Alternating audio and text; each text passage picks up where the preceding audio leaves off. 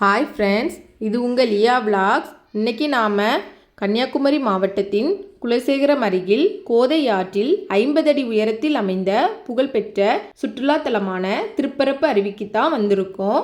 இது குமரி குற்றாலம் என்றும் அழைக்கப்படுது.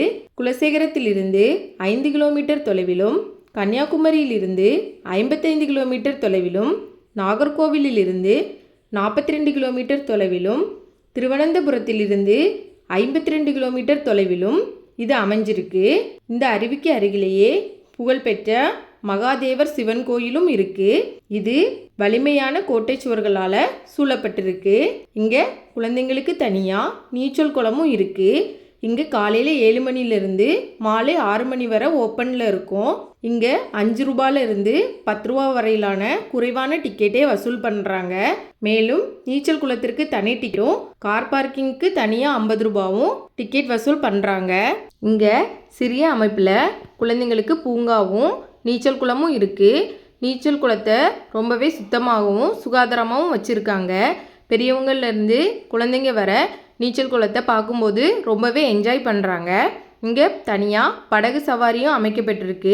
குறைந்த செலவில் படகு சவாரி செய்கிறதுக்கு இந்த ஸ்பாட் ரொம்பவே நல்லாயிருக்கும். இங்கே பாதுகாப்பு பணியில் நிறையவே காவலர்கள் இருக்காங்க.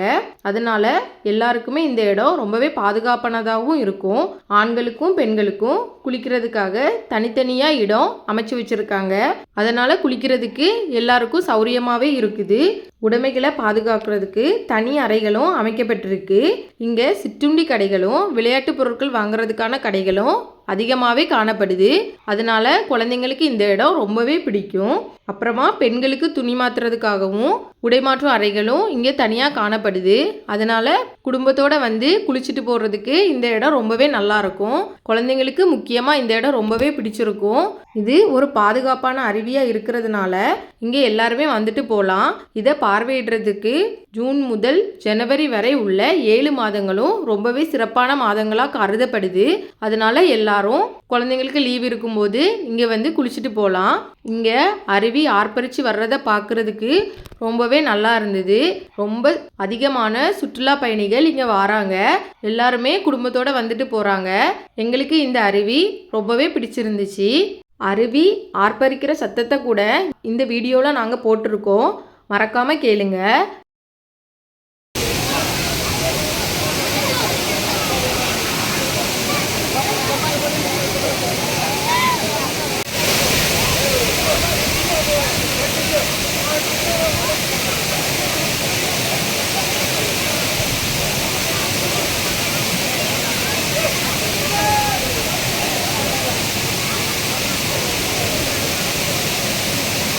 குடும்பத்தோட இந்த ஸ்பாட்டுக்கு வந்துட்டு போங்க.